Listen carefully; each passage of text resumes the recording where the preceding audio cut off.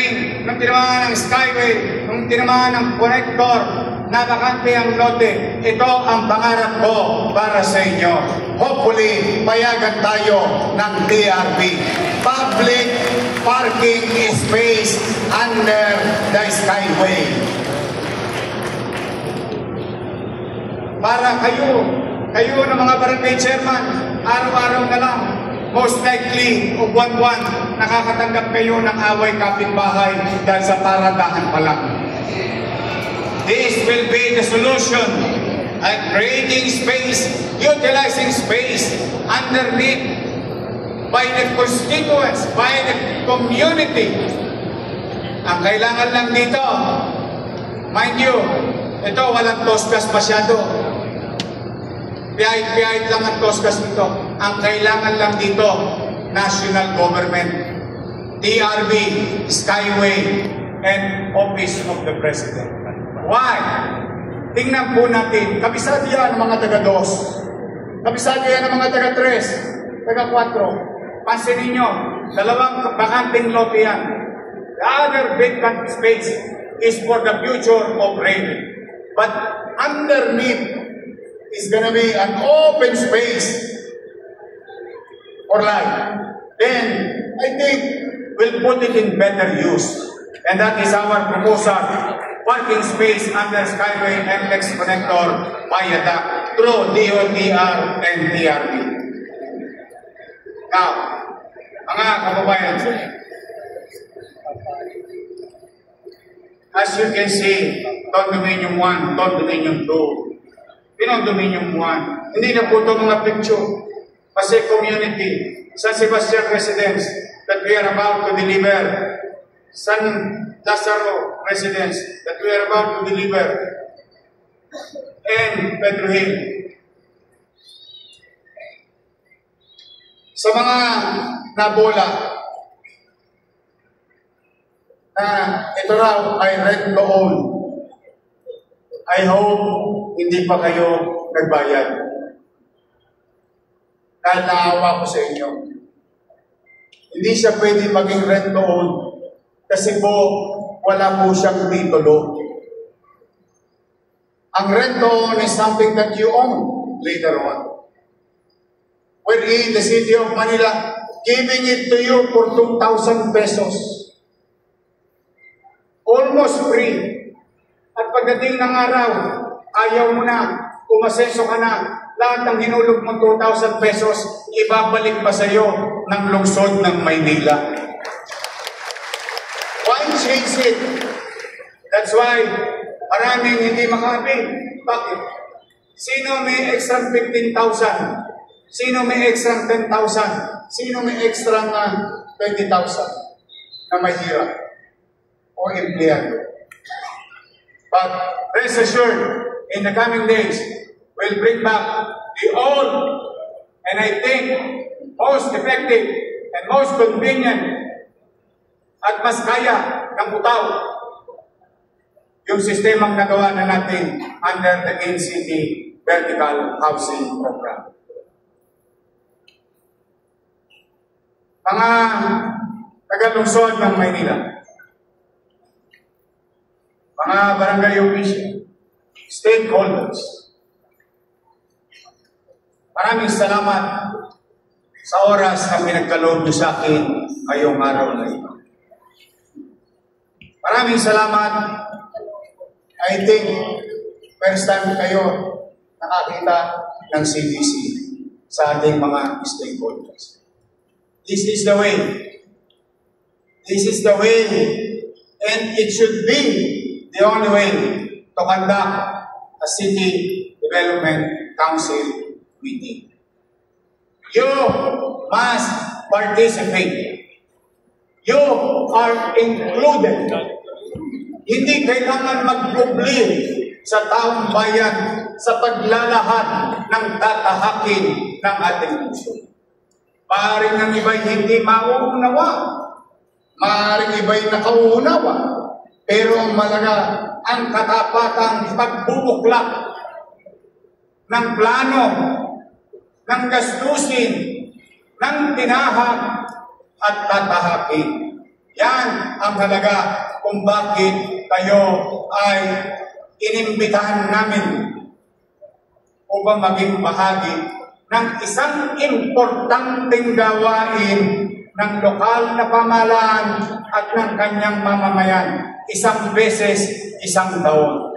Kaya buong kababaang loob, with all humility, I am grateful to you today. Thank you for your time.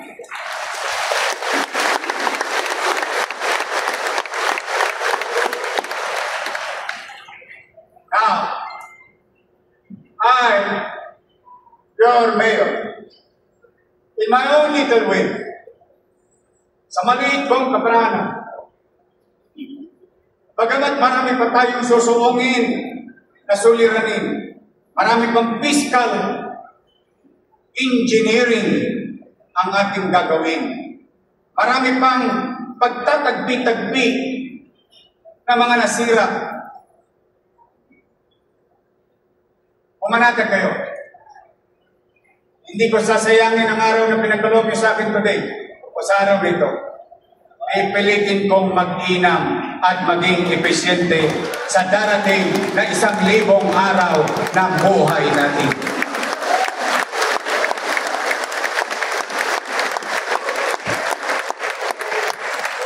At mayawa ang Diyos, notahan nyo na kayo makinig sa chismis. Kung lolobin ng taong bayan, mananatili ako ng 10 taon sa lungsod ng Maynila.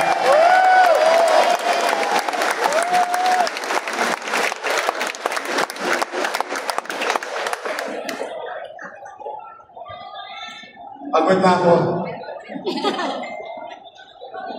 With all honesty.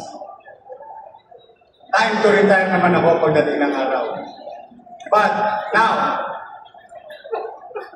are we going to be successful?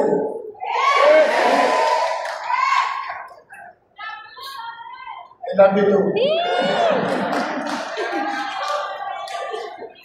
No, winawa ng Diyos na magtagumpay tayo.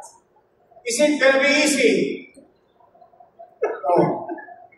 With the fiscal situation, the scientists or the economists that I have consulted, we are going to recover by 3 to 4 years. So be it. What matters most today is that there will be direction. May pupuntahan na tayo.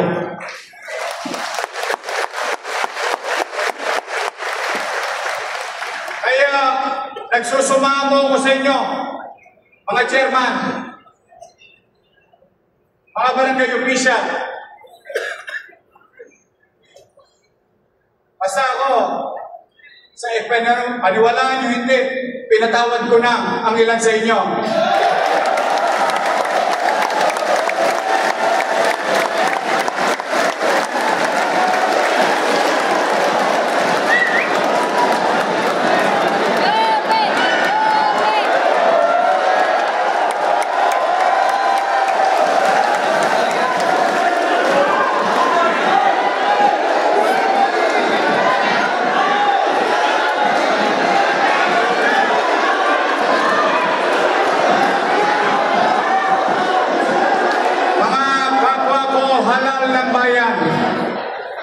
Help me heal the city.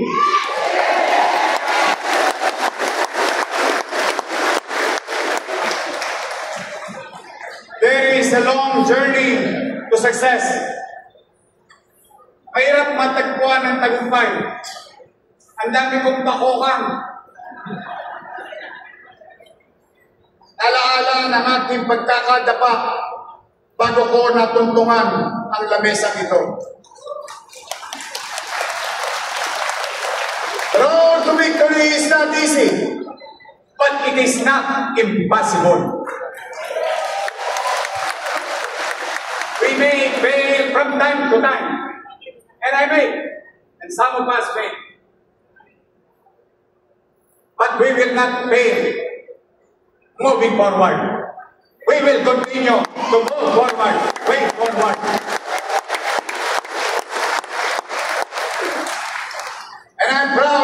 happy to be with our Congressman Joel Chua.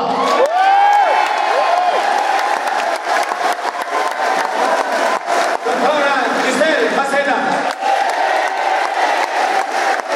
Congressman Erwin Cheng.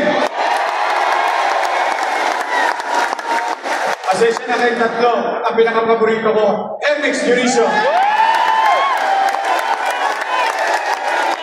Nag-decide ko kasi. Yes. See, ako, who am I? Not to forgive. I'm no God. I'm not perfect.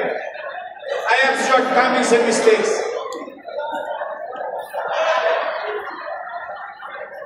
And that's why I always believe, kung si Jesus na nagpatawad, hindi ako pa kaya.